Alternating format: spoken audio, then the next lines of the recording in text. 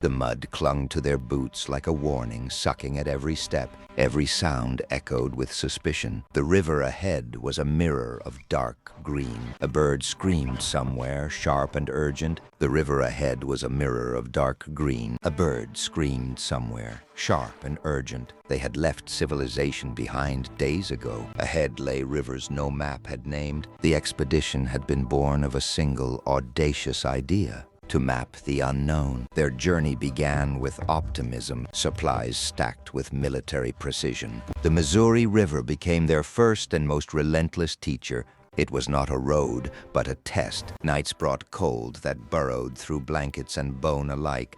Progress was measured in willpower. They encountered communities who had known these rivers for generations. Some offered fragile trust. Communication became its own wilderness. Words failed, gestures replaced them. As the land changed, so did the men. Plains rolled outward like an ocean of grass. Buffalo moved in thunderous herds that shook the ground. Storms swept across them. Winter came like a closing fist. The river froze.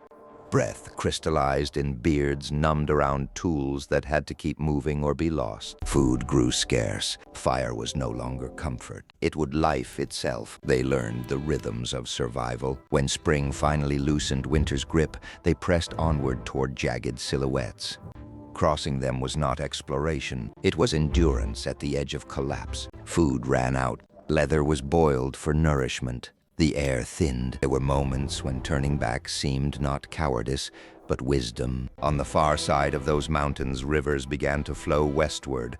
Villages welcomed them with cautious generosity. Food restored bodies. The true measure of the expedition was not the moment they saw the sea. It was the transformation. They had mapped rivers, recorded species, forged alliances, and proven the continent could be traversed. The return journey was no easier. Knowledge did not soften the terrain, but they carried with them something they had not possessed before, experience that could not be taught. When they finally emerged from the wilderness, they brought more than maps. They brought stories that stretched the imagination of a young nation. They described lands where horizons swallowed the sky. Their journey reshaped how Americans understood their place in the world. Expansion no longer meant rumor. Airways now crossed landscapes that once demanded months of struggle. Cities stand where wilderness once held authority. Yet the memory of those first footsteps into the unmapped persists as a reminder of both courage and cost. The expedition was never just about geography. It was about confronting the unknown within and without. It was about learning that discovery is rarely clean or simple.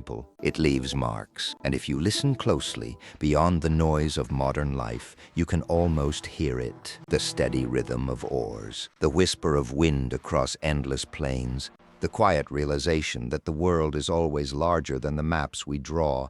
The mud clung to their boots like a warning, sucking at every step. Muskets rise, boots sink ankle deep in black mud that clings like a living thing. Breath fogs the cold morning air. Every sound feels watched. Every ripple in the water suggests a presence just out of sight. The wilderness does not welcome them. It simply endures, vast and indifferent. They had left civilization behind as an idea rather than a place. Cities and farms were now only memories. A new nation had doubled in size. But paper ownership meant nothing without knowledge. Instruments polished. Journals prepared for discoveries yet to be imagined. They were certain the land would eventually yield its secrets if approached with discipline and courage. Sandbars appeared without warning, swallowing boats and morale in equal measure. Progress was measured not in miles, but in willpower. The wilderness demanded payment for every mile. The current resisted every stroke.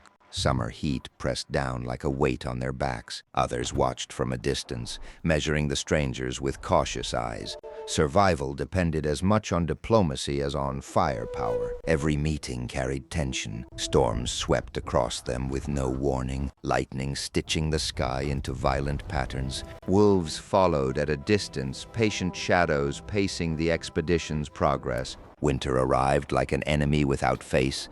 Rivers froze, breath turned to ice, fingers numbed around tools that had to keep moving or be lost. Hunger sharpened tempers. Fire was no longer comfort. It was life itself. The men learned to survive. Spring brought only partial relief. Mountains rose ahead in jagged defiance. Horses stumbled on narrow paths carved by nothing but time and gravity. Food ran out. Leather became both sustenance and equipment. The air thinned, stealing strength. Turning back was a temptation, but it would mean admitting the unknown was greater than their ambition. Beyond the mountains, rivers carried them westward toward the ocean they had imagined for so long. Villages along the way offered cautious hospitality, and the shared understanding of survival bridged centuries. And then, finally, they reached the Pacific. The sound of waves was nothing like the rivers that had carried them.